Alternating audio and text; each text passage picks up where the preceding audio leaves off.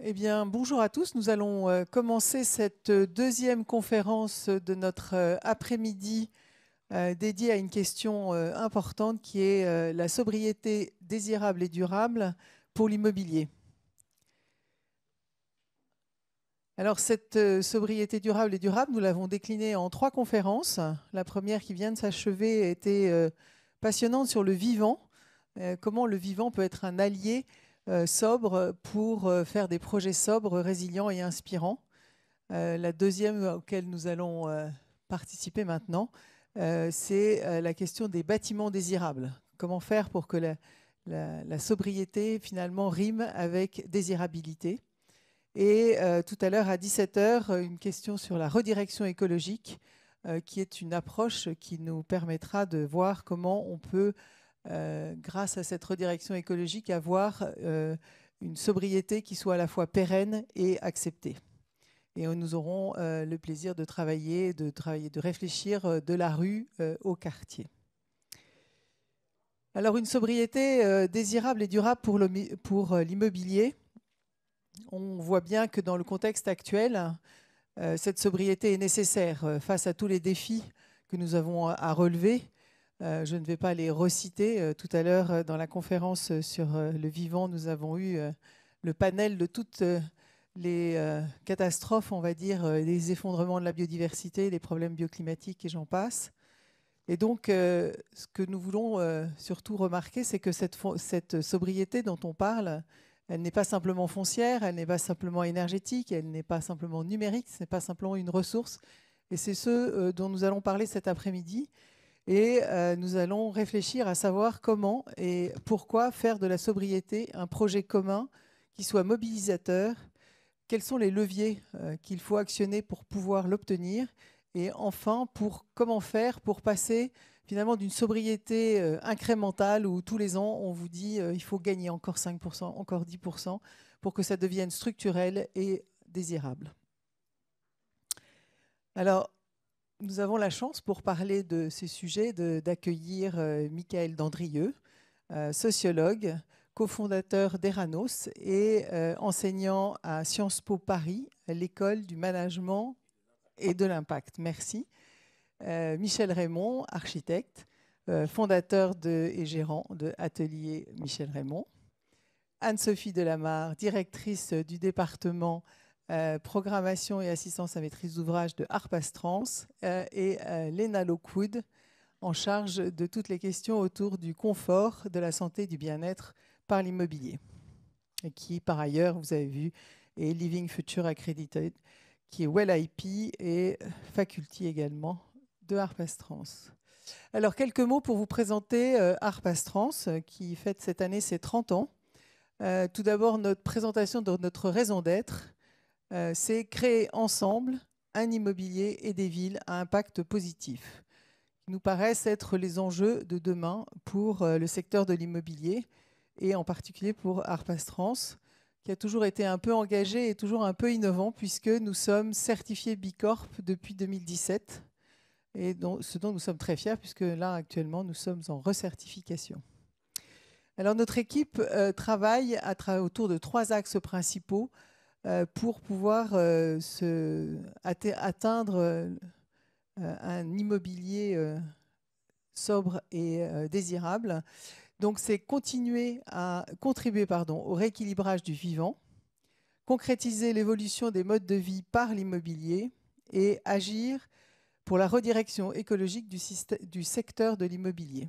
Je pense qu'on a beaucoup à faire sur l'ensemble de ces sujets. Alors que vous soyez promoteur foncière ou l'ensemble, j'allais dire, des acteurs de la chaîne immobilière, on peut vous accompagner depuis la stratégie workplace jusqu'à la conduite du changement, en passant par des missions de programmation, des missions d'architecture intérieure, de space planning, d'ingénierie environnementale, et on vous accompagne également sur les due diligence de votre patrimoine, avec une brique spécifique autour de la biodiversité et de l'éco-paysage. Aujourd'hui, Harpas Trans est organisé en 4 métiers principaux que sont la programmation et l'innovation et l'assistance à maîtrise d'ouvrage, tout ce qui tourne autour de l'immobilier responsable et les questions environnementales, la biodiversité et la biophilie, et le design et l'aménagement intérieur. Aujourd'hui, Arpastron, c'est plus de 100 collaborateurs avec des profils extrêmement variés et très riches qui forment un bel écosystème. Et nous sommes implantés à Paris et nous allons avoir une agence à Lyon en début d'année. Nous travaillons sur tout type d'actifs, que ce soit du tertiaire, des équipements publics, de la logistique, de la recherche, de la formation, du commerce, quartier, santé, et dans tous les contextes, c'est-à-dire que ce soit une construction neuve, bien sûr, mais aussi on travaille beaucoup sur la rénovation, qui est pour nous un champ, un territoire de jeu très important, sur les aménagements intérieurs, sur les espaces végétalisés, et aussi sur la partie exploitation des patrimoines, car vous savez bien que l'exploitation a un impact important sur nos consommations de carbone en particulier. Alors, des bâtiments désirables, un levier majeur pour atteindre les enjeux de société. Donc, nous allons, juste pour introduire le propos, ce que l'on pense, c'est que l'enjeu de sobriété va au-delà du simple défi technique. Et donc, il faut qu'on adhère à un récit qui soit différent que celui qu'on a construit depuis des années de notre relation à l'espace. Et donc, il faut que l'on pense différemment et il faut que l'on mobilise des leviers qui soient indispensables pour que cette sobriété rime avec la qualité de vie et le désir d'occuper et d'utiliser les espaces en faisant écho à l'évolution de nos modes de vie. Alors, je vais passer la parole à Michael, qui va nous parler justement d'habitabilité et de notre relation à l'espace et nous dire un peu comment on envisage ces éléments. Bonjour à toutes, bonjour à tous. Vous savez, on ne se refait pas. Moi, je suis sociologue, donc je vais faire un rapide sondage avant de commencer pour savoir ce qui se passe un peu dans cette salle. Qui d'entre vous, on va faire ça en lever la main, qui d'entre vous sent d'une manière ou d'une autre qu'il est en train de digérer? Ouais, voilà, allez, un petit 30, 25, 30%. Ok. Bon, quand même. Alors, bon, ça veut dire que vos niveaux d'énergie sont là. Donc, je vais faire le truc de l'allocation ministérielle. Parce que normalement, je reste, on est assis, mais du coup, ça vous permet de vous enfoncer comme ça dans ce steak tartare que vous regrettez d'avoir pris.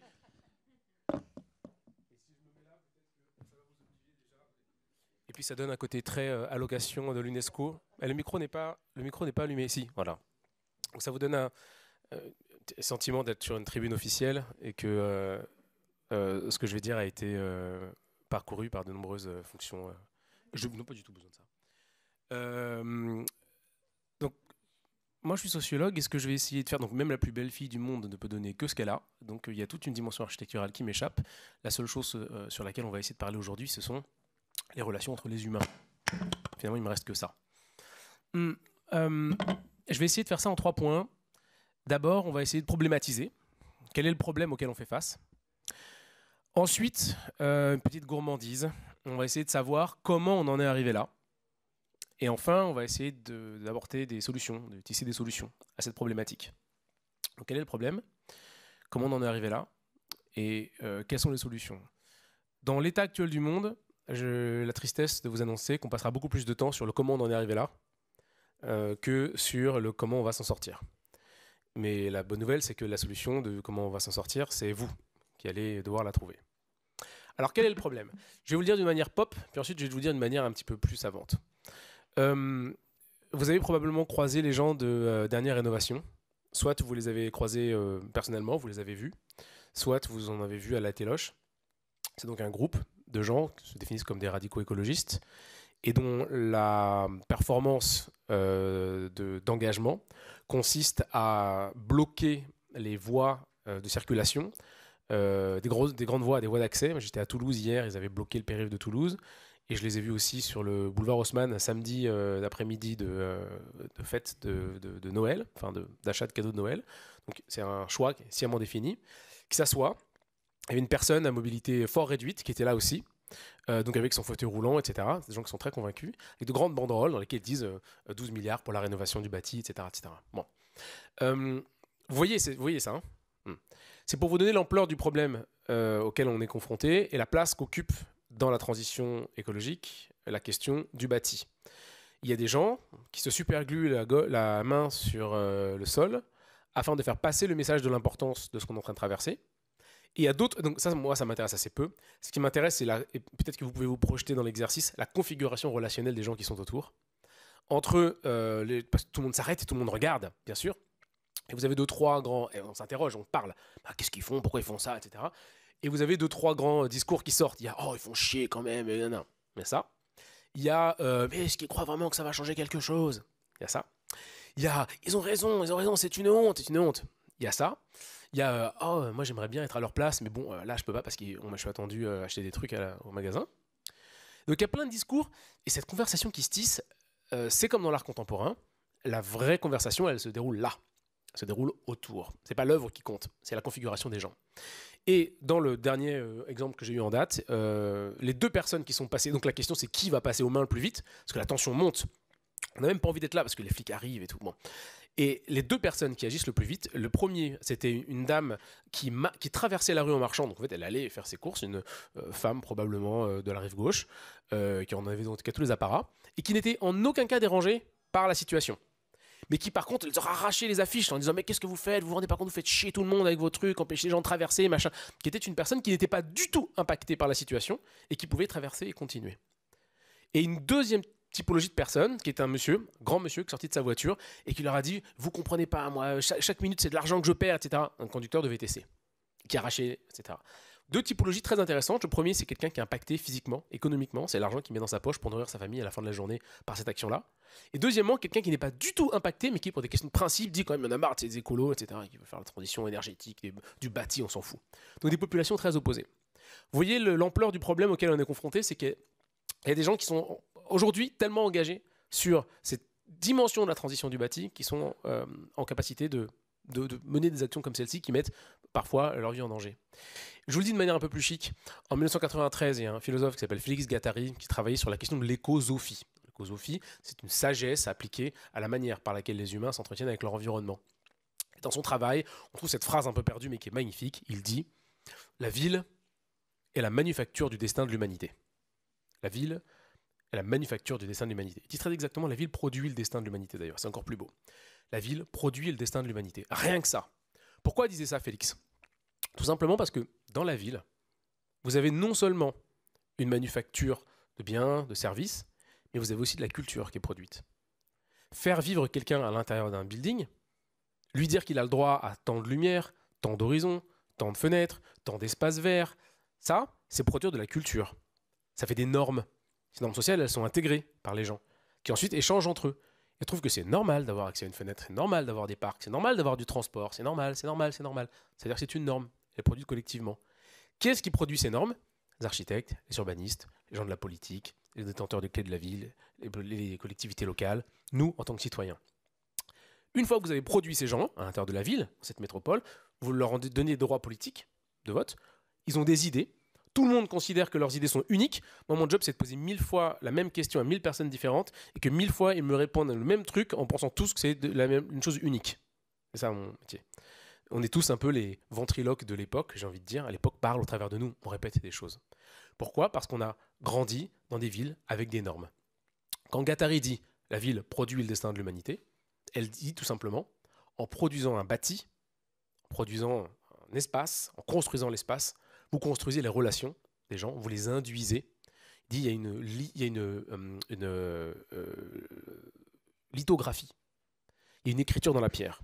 L'architecte va engrammer à l'intérieur de son bâti des intentions, des intuitions, quelque chose, sa culture, qui ensuite, à son départ, va être perpétué par les gens qui vivent à l'intérieur. Donc le problème dans lequel on est aujourd'hui, c'est qu'on a besoin d'avoir des acteurs de la transition, qui grandissent dans des villes, qui n'ont pas été construits à un moment où on a écrit à l'intérieur des murs qu'il fallait faire de la transition. Donc on a une friction de culture entre le mec du VTC, la dame de la rive gauche, qui n'arrive pas à comprendre pourquoi est-ce qu'il faut faire de la transition. Chaque fois que vous posez un bâti, à chaque fois que vous construisez un parc, à chaque fois que vous délimitez la bonne hauteur au-dessus de l'occiput moyen d'un être humain en considérant que c'est le bon volume pour produire une pièce, que vous mettez un plus grand corridor, un plus petit corridor pour que les gens puissent se croiser sans se faire peur, c'était une obsession de Corbusier par exemple, vous produisez de la culture.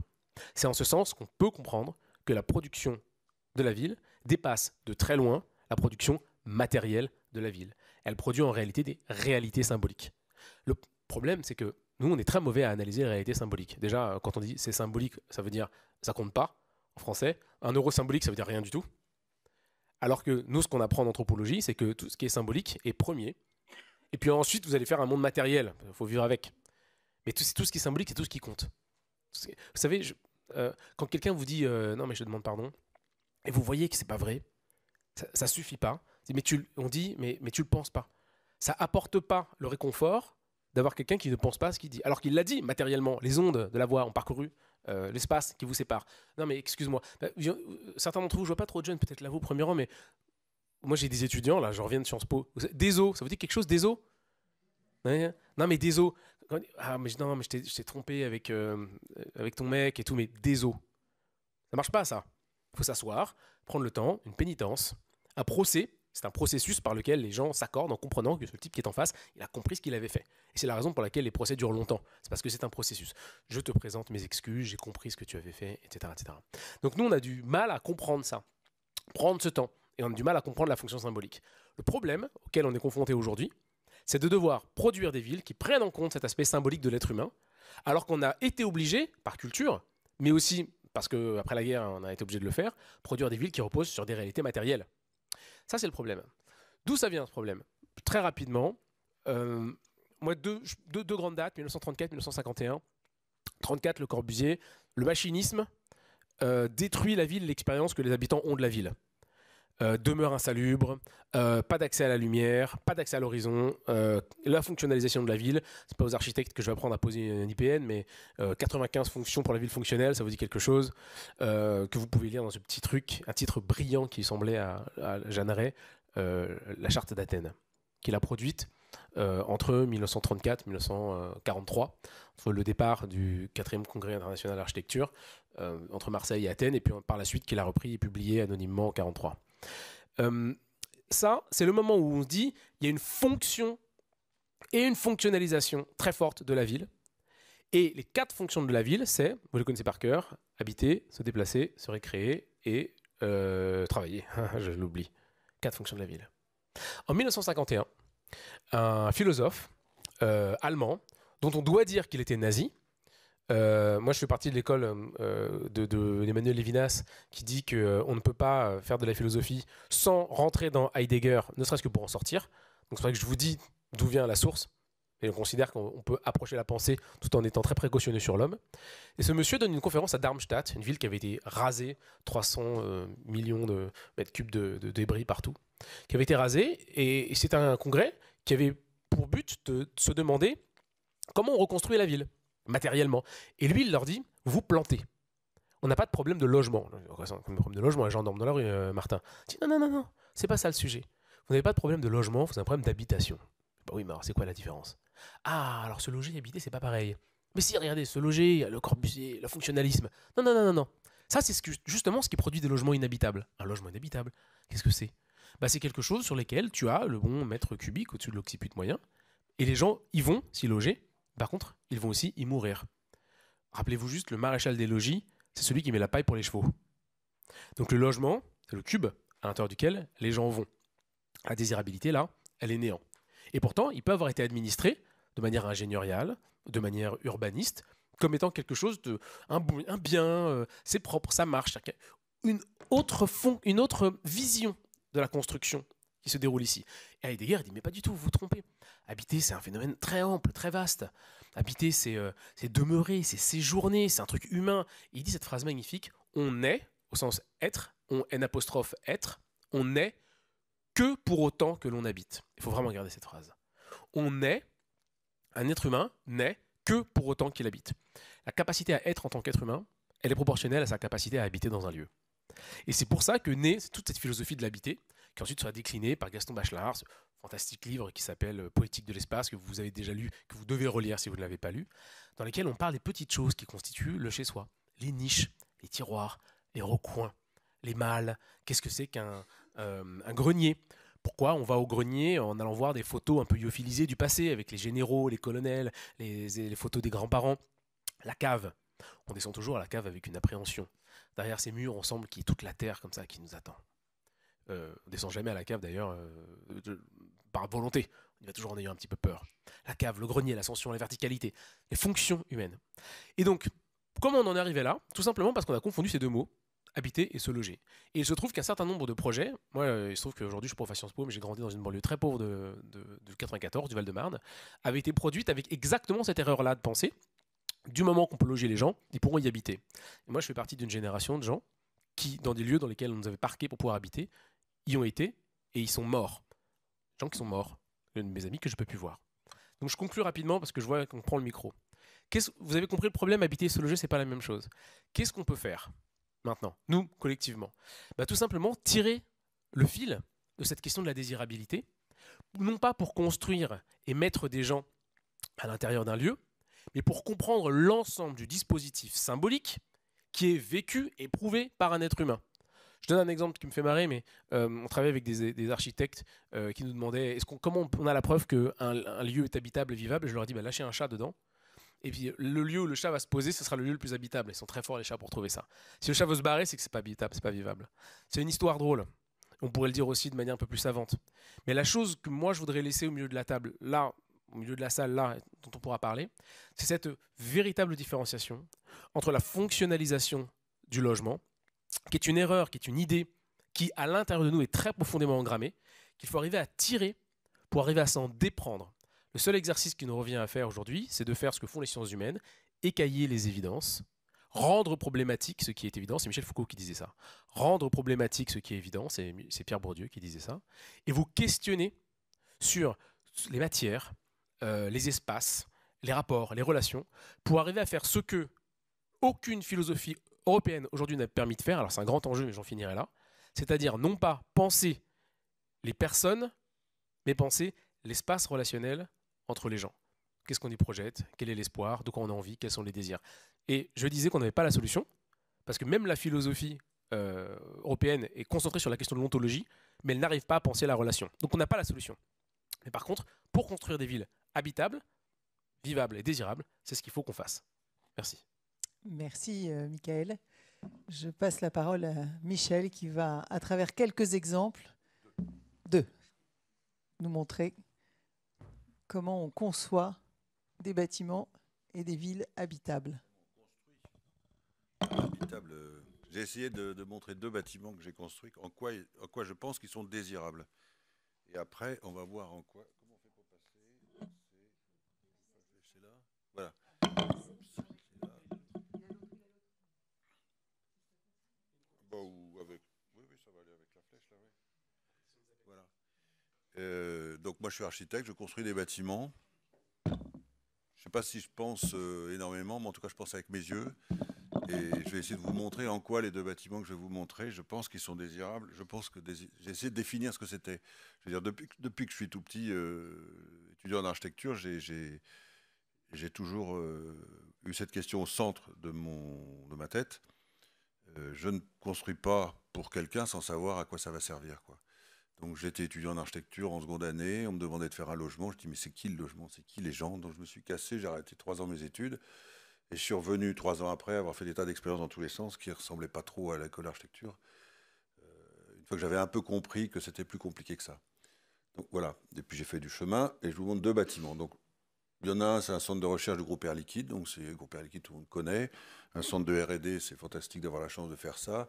Parce qu'il n'y en a qu'un au monde pour un groupe qui est fantastique. Et ça a été une aventure particulière de conception et de construction. Donc, architecte, tout ça, des mètres carrés, voilà. Donc, c'est le groupe Air Liquide, vous connaissez. C'est un groupe dont tous les employés sont fiers d'être membres, personnels, enfin, je sais pas comment on dit. Un groupe très dynamique. C'est un des seuls groupes où la courbe de l'action monte tout le temps. Ils avaient un centre de recherche qui était, j'ai mis cette photo-là parce qu'on voit, est-ce que ça marche, ça, en biais, ça va marcher, ouais. Qui était que des bâtiments comme ça, répartis sur tout le site. Des petits bâtiments, un laboratoire, un autre laboratoire, un autre laboratoire. Les gens arrivaient le matin au boulot, ils garaient leur bagnole, ils allaient dans leur labo, l'autre il allait là, et celui-là se voyaient jamais. A priori, ils n'avaient aucune raison de se voir. En plus, c'était obsolète et tout ça. Et puis il y avait les mêmes bâtiments de l'autre côté ici, qui ont été démolis au moment où on a construit ça en faisant un switch. On a gagné le concours sans projet. juste avec une idée de dire comment on allait se comporter pour faire le projet avec eux. Et on a fait le projet avec eux très rapidement. Ça a commencé, je me souviens, le 1er août, c'était pas facile. Avec Béatrice a participé un peu à l'aventure, donc on connaît. Avec le grand patron de la R&D d'un groupe comme ça, donc c'est assez honorable de travailler avec un mec comme ça, parce que c'est un mec qui a oublié d'être con. Et puis les gens, les patrons des labos, et puis assez vite les ingénieurs aussi, parce que le groupe Air Liquide, on le connaît, sur les questions environnementales, ils ont leur manière de faire, mais avec l'hydrogène, merde, c'est pas ça que je veux faire. Je vais rester là. Avec l'hydrogène, et tout ce qu'il y a autour, ils ont vraiment envie d'être exemplaires sur toutes ces questions environnementales. Donc ce bâtiment, ils voulaient en faire un démonstrateur. Première question, parce que l'architecture à ce moment-là, ça devient extrêmement simple, extrêmement basique. Les laboratoires étaient isolés comme ça, les gens arrivaient, ne se parlaient pas. Comment on va faire pour qu'ils se parlent? Donc, encore une fois, l'architecture, c'est très très simple. Et si on en fait quelque chose de compliqué, ça devient catastrophique.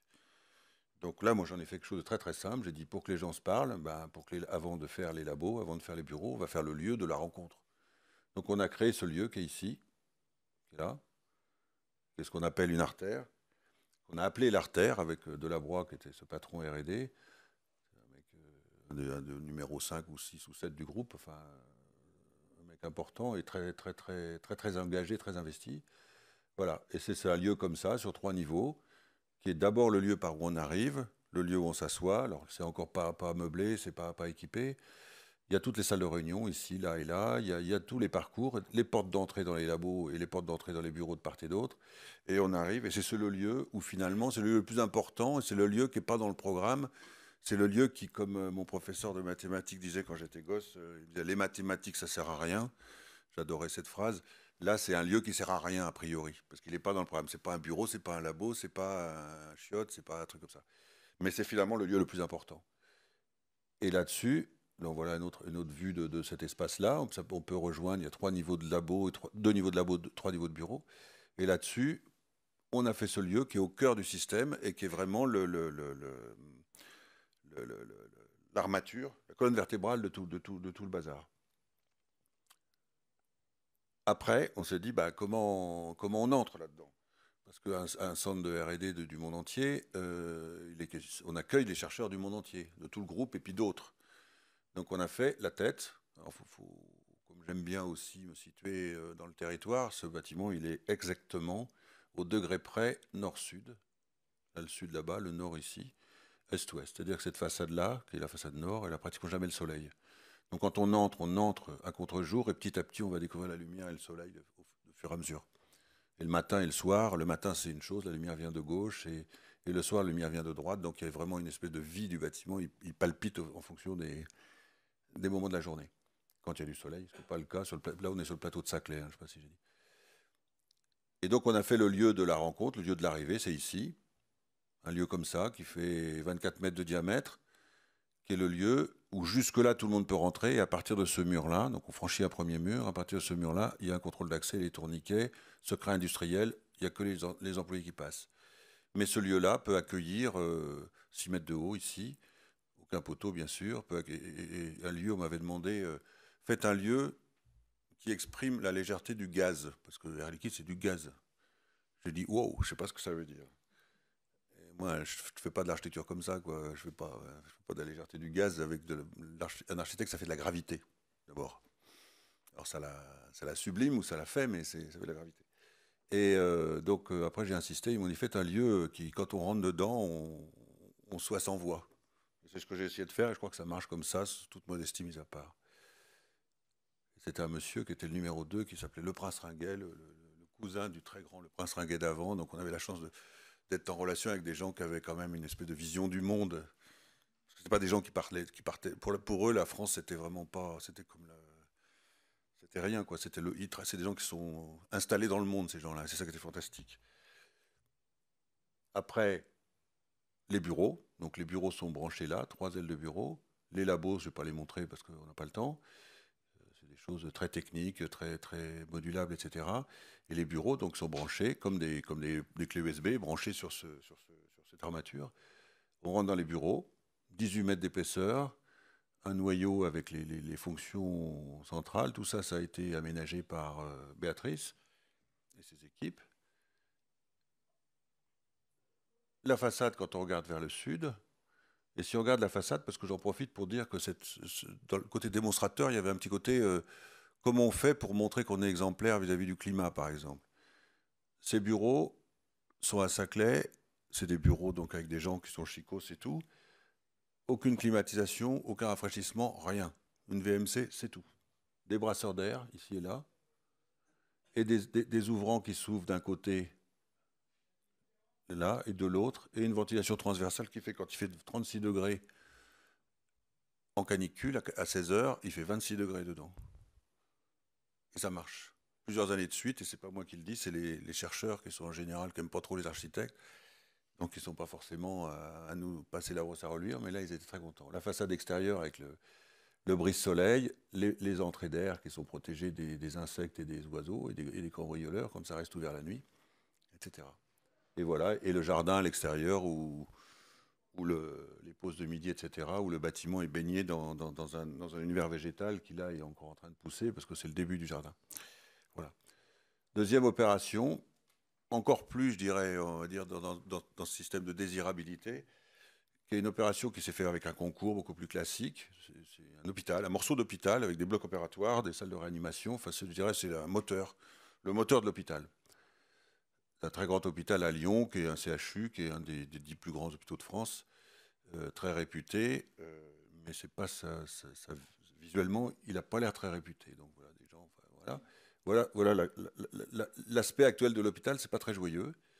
Il y a une maternité, des chambres d'hospitalisation, des blocs opératoires qui se baladent là-dedans, là des laboratoires qui vont être transformés en je ne sais plus quoi, autre chose, et là la partie médecine qui est là-haut.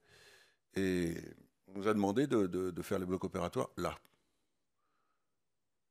Et donc, première chose, déjà, on ne nous demande pas de démolir le bâtiment, de faire un bâtiment neuf. On nous dit, débrouillez-vous avec de l'existant pour mettre les 2 tiers du programme dans l'existant et 1 tiers du programme dans le neuf. On a choisi de mettre dans le neuf tout ce qui est le plus sophistiqué, bloc opératoire, logistique automatique et des choses comme ça, parce que ce sont des blocs opératoires qui sont le top du top de ce qui se fait en France, quoi. Avec dedans des robots, des tas de trucs qui sont à l'aise, quoi, pour être vraiment... tout le traitement d'air et tout ça qui va avec. Le bâtiment, et avant de montrer comment le projet a été fait, je vais raconter la vraie histoire qui rend ce projet, je pense, pour moi, qui colle avec ce mot désirable au mieux. Ce projet, c'est un hôpital. Un hôpital, il y a soit 3000, 4000 personnes, et on connaît bien, on l'entend à la radio, les directeurs d'hôpitaux, ils ont un mal fou avec le personnel, le gouvernement, le machin, le personnel de l'hôpital, ça traîne des pieds, ça marche pas. La directrice, elle a dit, je ne vais pas faire comme ça, j'ai envie que mon personnel me suive, j'ai un projet de soins, de rénovation de ce bâtiment, et je vais faire en sorte que tout le monde participe à la révision de nos méthodes de travail, de nos, je ne sais plus comment elle appelait ça, enfin, de nos méthodes de travail. Et elle a fait appel à Capgemini, qui a mis en place un système pendant 5 ans, jusqu'à l'année dernière, pour le système de lean design. Et moi, j'y croyais pas, parce que des choses comme ça fait un peu frimeur, ça fait un peu Capgemini, ça fait un peu tout ce qu'on dit à la radio. Et on est scotché de voir comment ça a bien marché. C'est-à-dire qu'elle a pris 200 personnes de son personnel qui ont accepté de participer, qui ont été formées par Capgemini, et qui pendant 2 ans ont révisé toutes leurs méthodes de travail, les ont recalées, les ont remis au point, les ont réadaptées, les ont optimisées, mais avec plaisir, pour le plaisir de travailler ensemble avec efficacité. Hein. Je ne sais pas si je dépasse déjà, non, pas trop, ça va. Bon. Et j'ai plus que 5 images. Et après, ils ont fait le programme du bâtiment. Donc, ils ont travaillé sur tout ça. Hein. Et le programme du bâtiment, c'est que ça.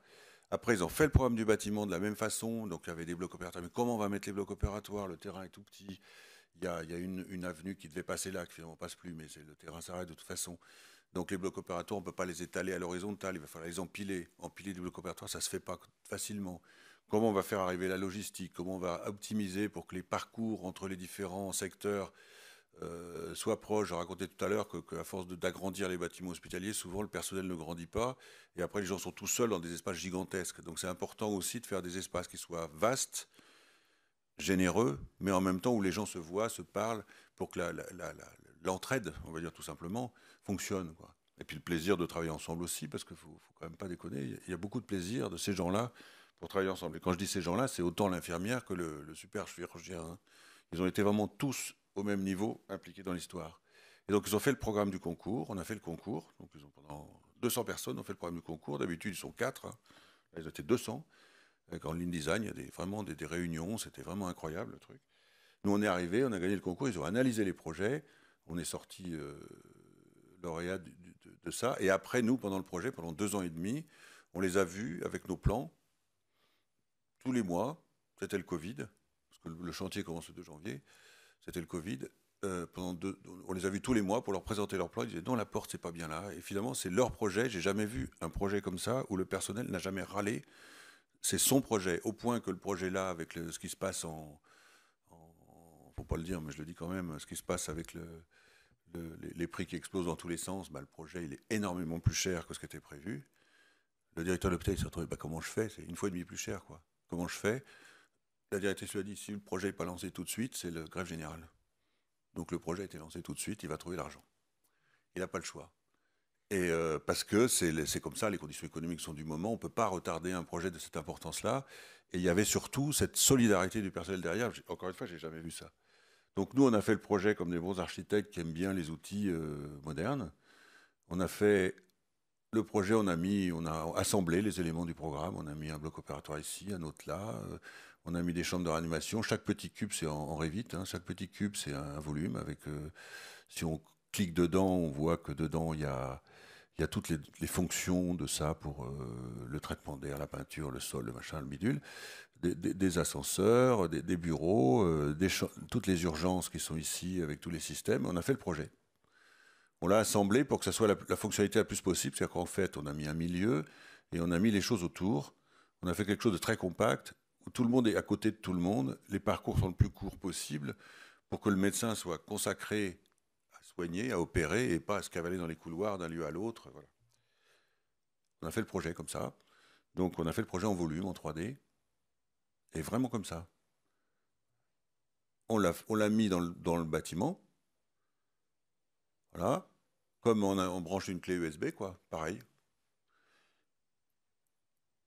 Donc là, je cache ce qui est intégré dans le bâtiment. Il n'apparaît que ce qui est visible. Donc on voit bien, en même temps, c'est un bâtiment qui va être très lisible. Tout le monde va comprendre. Bah, ça, c'est le gamin qui se balade avec son père. C'est quoi, papa, ce bâtiment-là? Bah, tu vois, c'est des blocs opératoires. Ça ressemble pas à des bureaux, ça ressemble pas à une usine, ça ressemble pas. Voilà. C'est clair et lisible et ça raconte pas autre chose. Et donc, c'est un projet qui est fait en racontant son programme.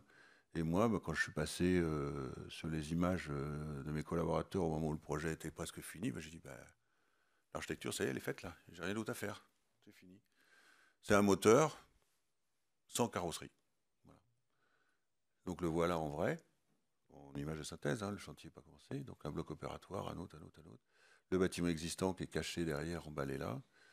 Voilà, la logistique en dessous. Voilà, une vue du nord vers le sud, l'entrée, parce qu'il y a des entrées, enfin bref, je passe. La fonction, pour bien montrer, parce que ça c'est très important, le fait de ne pas démolir l'existant. Il y a 2/3 du programme qui est ici dans l'existant, dans les hachures, et 1/3 qui est le neuf, avec une partie qui crée l'unité, la circulation, le cœur et un escalier, parce que personnellement, les escaliers, quand il n'y a pas un escalier dans le bâtiment, ça me rend malade, parce que je pense que les ascenseurs, c'est pas bon pour la santé. Ça, c'est un truc, si vous aviez le temps, mais on n'a pas le temps, pour travailler avec les utilisateurs, on a fait l'ameublement d'un bloc opératoire, toujours dans cette histoire de désirabilité, d'acceptabilité du projet et de l'efficacité maximum de l'argent dépensé. Si c'était affiché dans les couloirs, quand vous cliquez avec votre appareil photo de téléphone portable là-dessus, sur le code barre en 3 points, ça correspond à ces 3 points-là, vous pouvez vous balader dans le bloc comme ça et vérifier exactement si la prise d'air qui est ici, il ne faut pas la mettre là, si celle qui est là, il ne faut pas la mettre là, etc. Donc tout le truc a été fait comme ça. Et voilà, mon projet, c'est fini. Et c'est tout.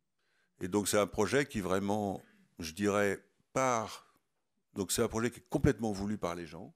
Et j'y suis pour pas grand-chose. Hein. Je me suis glissé dans le système, donc c'est pour ça que je peux en parler mieux. Et j'ai trouvé ça fantastique, alors qu'au début, j'étais très sceptique. C'est un projet qui est très efficace parce que la capacité nécessaire liée à la fonctionnalité, ça fait que ça consomme très peu de terrain. Et c'est un projet aussi qui démolit. Aujourd'hui, quand on fait un hôpital, soit on démolit comme l'hôpital Nord qui va se faire par Réseau Piano, et on va abandonner l'hôpital de Beaujon, l'hôpital de Bichat, je suis très curieux de savoir ce qu'on va en faire. Des IGH en plein, comment ça s'appelle, à Beaujon, c'est où? C'est à Clichy. Je ne sais pas ce qu'on va faire d'un IGH à Clichy avec les charges d'un IGH. Je ne vois vraiment pas qui va pouvoir s'intéresser à habiter ce bâtiment-là, qui est très beau. Le démolir, c'est une folie, etc. Donc là, on ne démolit pas ce bâtiment-là. Ne pas le démolir, ça veut dire des milliers de camions en moins sur les routes de matériaux de démolition et des milliers de camions en moins sur les routes pour ramener le béton, parce qu'il est déjà là. Donc on fait du plâtre et tout ça, et des tuyaux, mais pas du béton. Et un jour, je m'étais amusé à calculer combien il y avait de statistiques sécurité routière pour 1000 camions sur les routes, ça fait tant de morts. Donc on peut calculer que là, en démolissant pas le bâtiment, on a gagné 2 morts, par exemple. On parle beaucoup d'écologie, mais il faudrait parler de ça avant, quoi. Parce que c'est encore plus important, parce qu'il y a les blessés aussi et tout ça, et le bruit et la saleté et tout ça, bien entendu. Là, je caricature, mais c'est quand même important. Voilà. Merci Michel.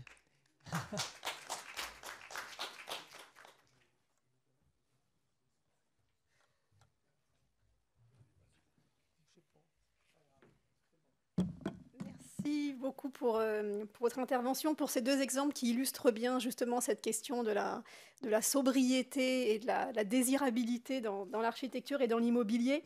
Nous allons poursuivre avec Léna cette présentation pour apporter notre vision en tant qu'assistant à maîtrise d'ouvrage, programmiste, aménageur d'espace, designer, et donc la façon dont, dans le cadre de notre métier en particulier, on intègre ces 2 notions. On a choisi en particulier cet après-midi de focaliser sur 2 aspects particuliers. C'est la notion d'échelle, échelle spatio-temporelle que l'on va détailler, et également la notion d'outils techniques et de méthodes. Donc on va retrouver aussi un certain nombre de similitudes avec les projets qui ont été présentés sur les outils, notamment les outils de co-construction qui vont permettre d'embarquer les usagers et de contribuer aussi à l'adhésion et à la désirabilité des projets. Lorsqu'on va travailler sur des projets de sobriété, va se poser la question de l'échelle. On a différentes échelles dans les projets, l'échelle du quartier, de la rue, l'échelle de la ville, du bâtiment, de l'espace.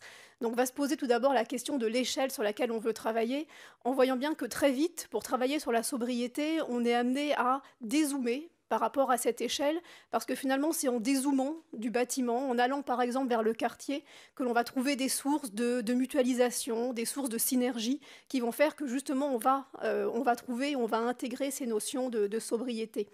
À ce titre-là, je voudrais prendre un exemple, c'est l'exemple de reconversion de friches. C'est un des projets sur lesquels on travaille beaucoup. On intervient sur des reconversions de friches, des friches industrielles, des friches militaires, des friches tertiaires. On a d'ailleurs animé une conférence hier au CIMI sur le sujet. Et les friches et ces reconversions sont des bons exemples, justement, qui allient sobriété et désirabilité. Sobriété parce que sobriété foncière, parce que dans certains cas, sobriété en termes de matériaux, parce qu'on a souvent ou parfois des bâtiments qui ont une valeur patrimoniale et que l'on va pouvoir revaloriser. Et c'est également des projets qui intègrent cette notion de désirabilité, parce qu'on se rend compte que ce sont des projets qui sont ancrés dans le territoire, dans l'histoire, qui vont avoir une identité et qui vont faire un trait d'union avec toute l'histoire d'un quartier, et qui souvent sont des points de départ pour discuter, dialoguer avec les futurs usagers, dialoguer avec les habitants du quartier pour rendre le projet dans un premier temps acceptable, ce qui est déjà une première étape, puis rendre le projet complètement désirable.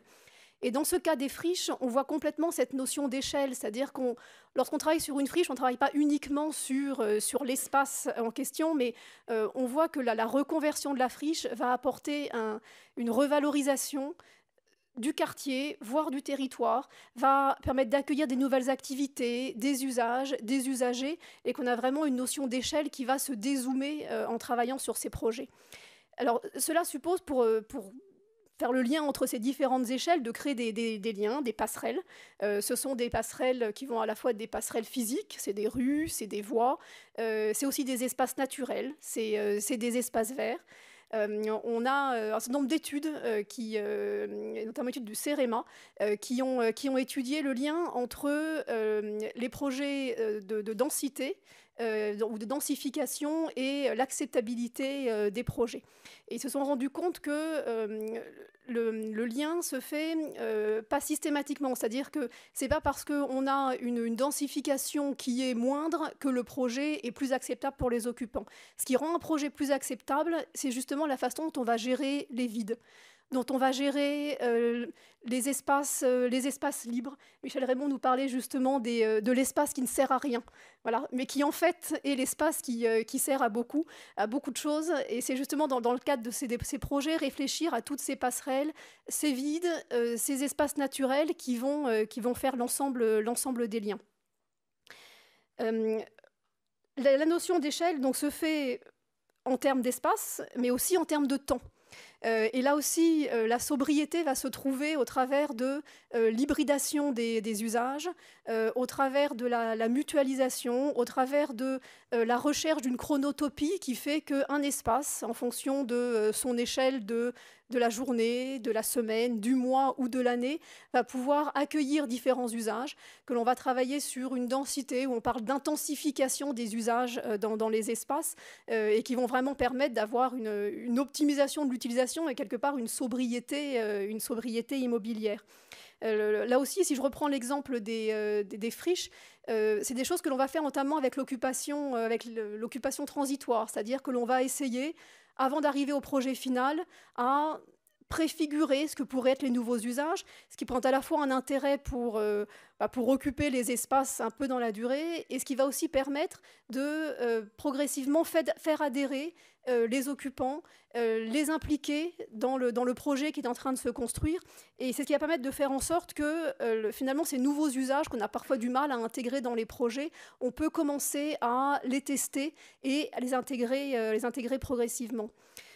Pour nous, alors programmistes, comme Béatrice le rappelait, ça fait 30 ans que ARP existe, fait de la programmation et intervient en mettant au cœur des préoccupations la question des usages. On va toujours s'interroger sur les usages, sur l'évolution des modes de vie et sur la façon dont demain on va chercher à habiter, travailler, se loger.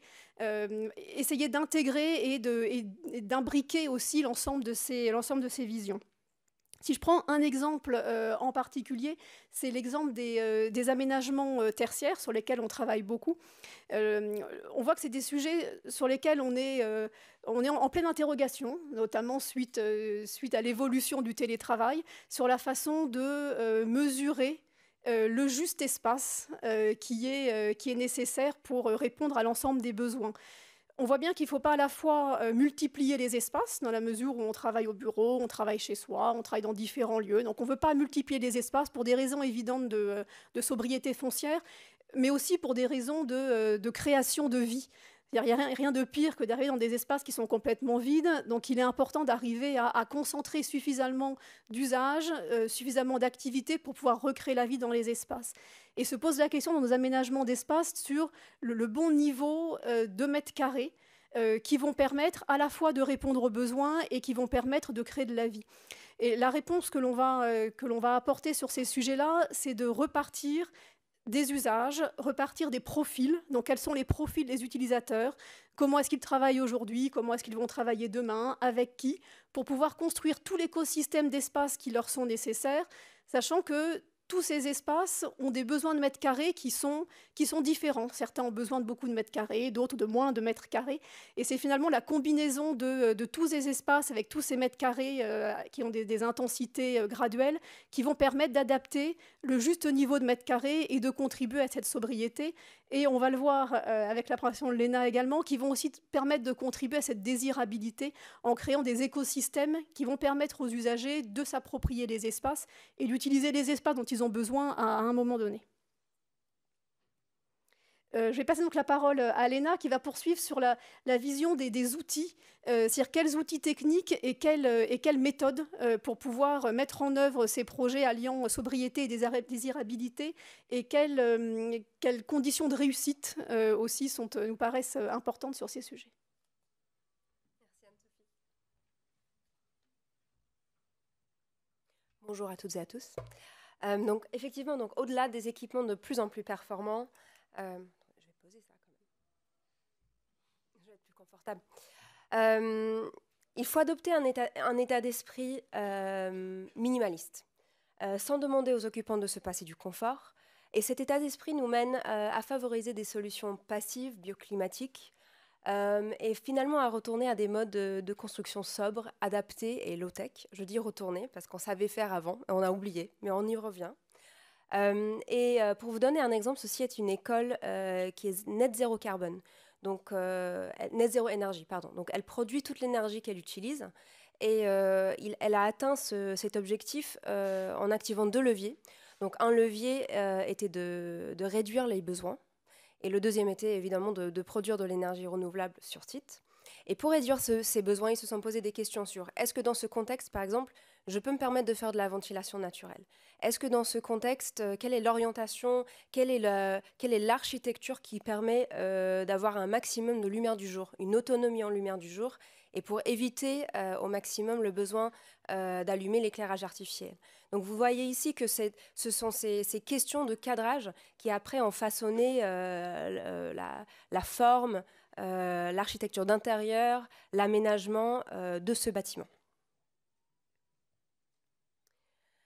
S'inscrire dans une démarche d'économie circulaire permet de répondre aux enjeux de sobriété de la matière. Et cette démarche nous mène à voir nos bâtiments, voir nos villes déjà comme une mine des matériaux et de gérer nos bâtiments comme des banques de matériaux. Mais pour que l'économie circulaire fonctionne, il faut prioriser le réemploi, c'est-à-dire de stimuler la demande, et il faut construire en anticipant la déconstruction pour faciliter ce réemploi et anticiper aussi la réversibilité. Donc ici, vous avez un exemple aussi, c'est notre siège à Paris, et on a créé des casiers à partir d'une bibliothèque existante. Donc on a conservé le châssis, la trame verticale, on a déplacé certaines étagères pour créer des casiers de différentes tailles, et on a ajouté des portes à partir des postes de travail existants d'un autre site. La sobriété désirable est très bien alignée avec l'esprit « less is more » de Miss, qui se traduit par l'acte de faire plus avec moins en se focalisant sur la beauté du détail bien soigné. Donc cette approche valorise la simplicité, une palette de matériaux restreinte et la beauté du noble, du naturel, du patiné et de l'imparfait qui est à l'honneur. Donc vous avez ici un exemple aussi de chez nous, c'est notre matériothèque qui a été créé avec l'ancien parquet du Grand Palais qui est en rénovation. Et c'est justement ces variations dans ces portes qui font la beauté de la pièce. Le design biophilique, qui est une application de la théorie de la biophilie à la conception, se base sur la psychologie environnementale pour promouvoir la santé et le bien-être à travers le contact direct et indirect avec la nature et par la création d'expériences qui répondent aux besoins innés des humains. Donc ça, par exemple, ça peut être la lisibilité des espaces dont on a parlé, aussi les besoins de refuge.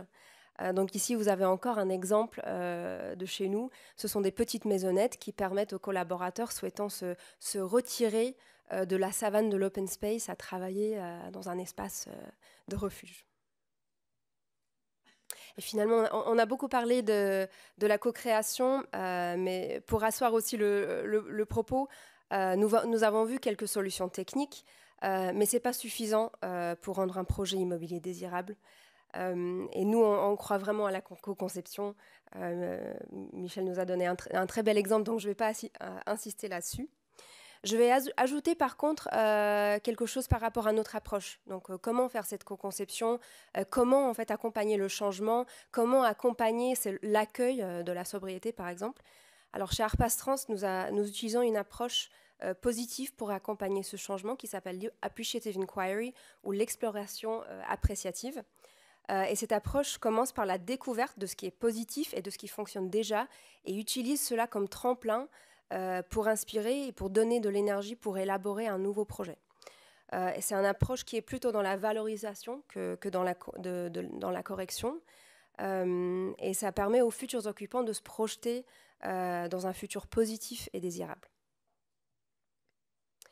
Donc pour allier sobriété et désirabilité, il faut que nos projets immobiliers répondent à tous les besoins fondamentaux des utilisateurs, Donc pour rejoindre exactement, de façon très proche ce que disait Michael, c'est cette question d'habitabilité en fait. C'est pas juste parce qu'un espace est fonctionnel qu'on peut y exercer une activité, qu'on s'y sent bien et que cet espace est désirable et qu'on a envie d'y venir.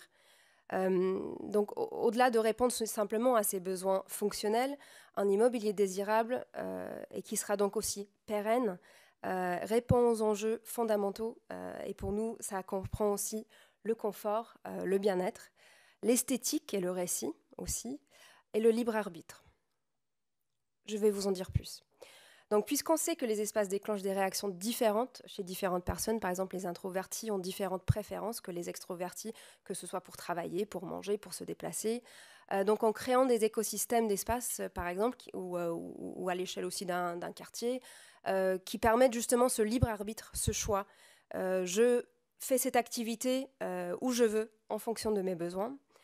Pour nous, cette liberté de choix est un levier essentiel de la désirabilité. L'esthétique soignée aussi peut être un vecteur de sens et de preuve d'égard pour les occupants. Et un design qui ancre l'image d'une société, un design fort permet de perdurer, d'attirer et aussi d'incarner un lieu et rayonner.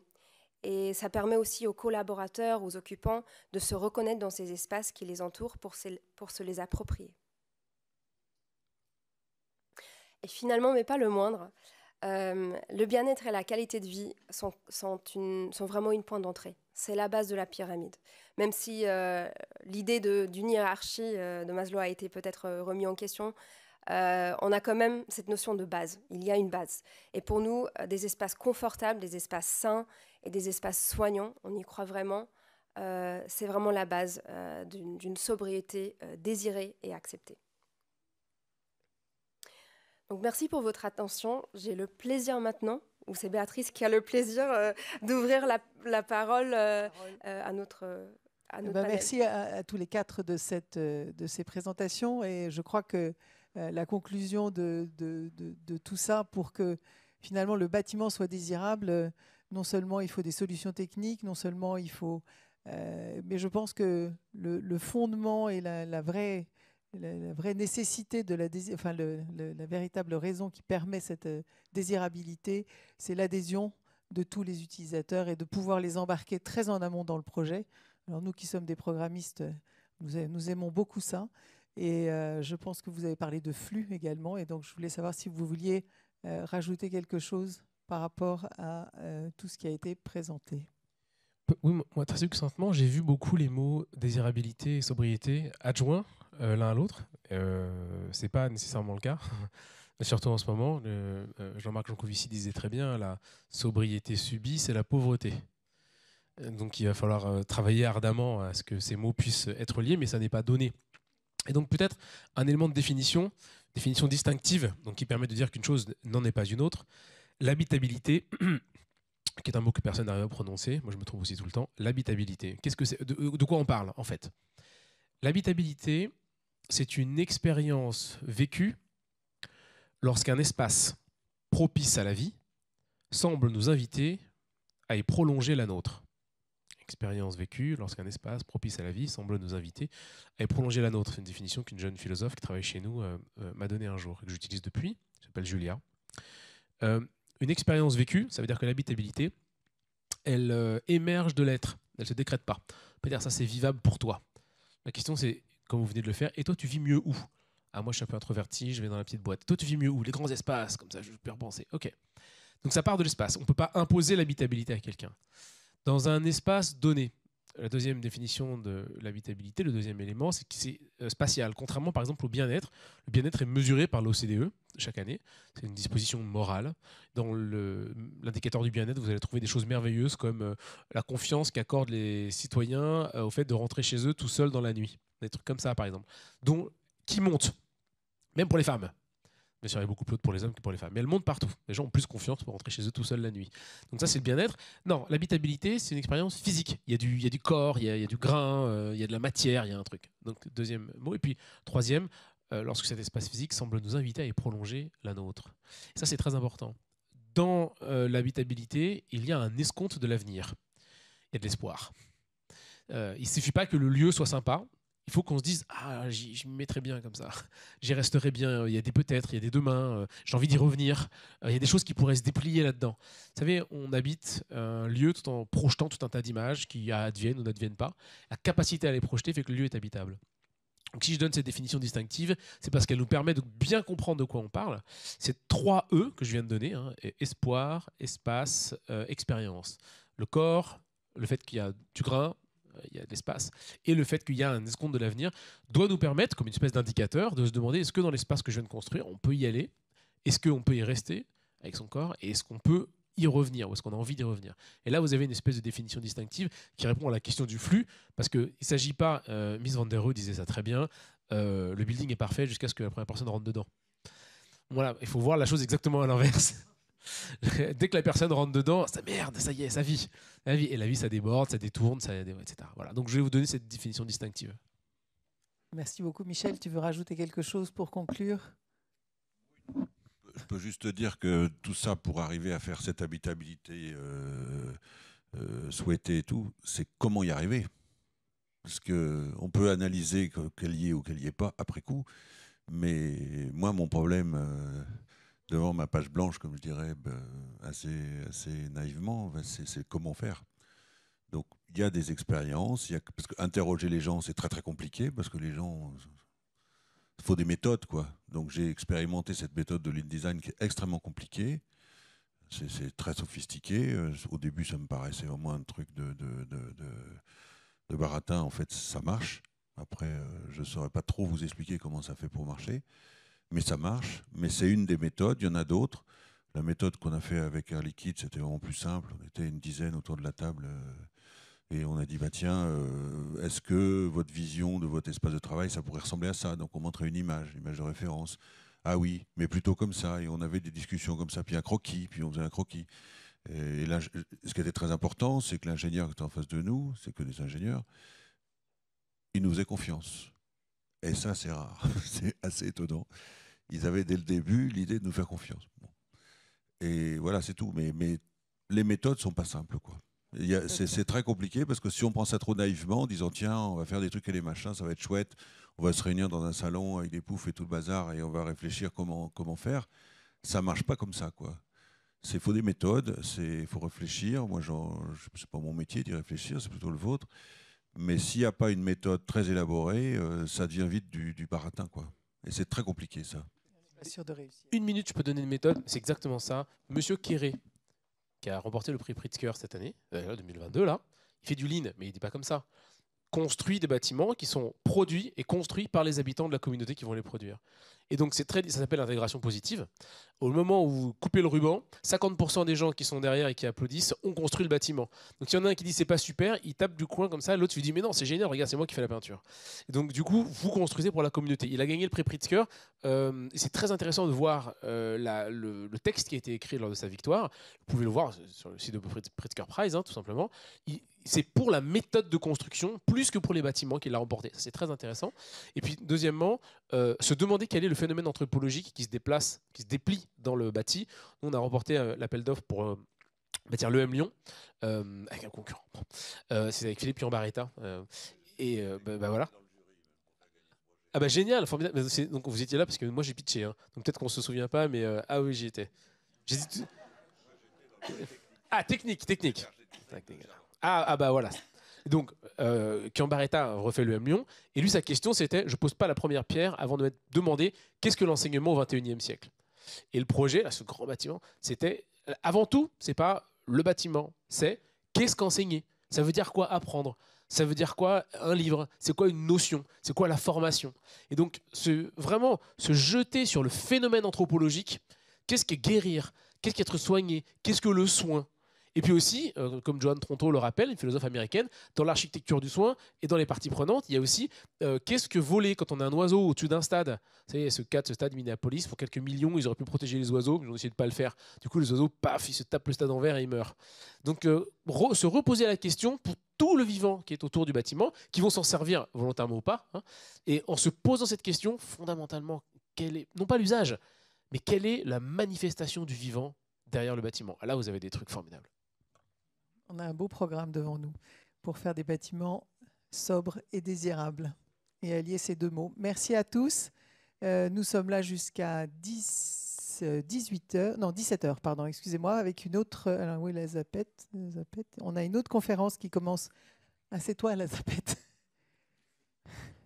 Donc nous accueillerons à 17h une troisième conférence sur la question de la redirection écologique, une approche pour une sobriété pérenne et acceptée. On a dit que désirabilité et sobriété, ce n'étaient pas forcément les deux mots qui étaient les plus faciles, mais il faut qu'elle soit aussi, cette sobriété, pérenne et acceptée pour qu'elle soit durable.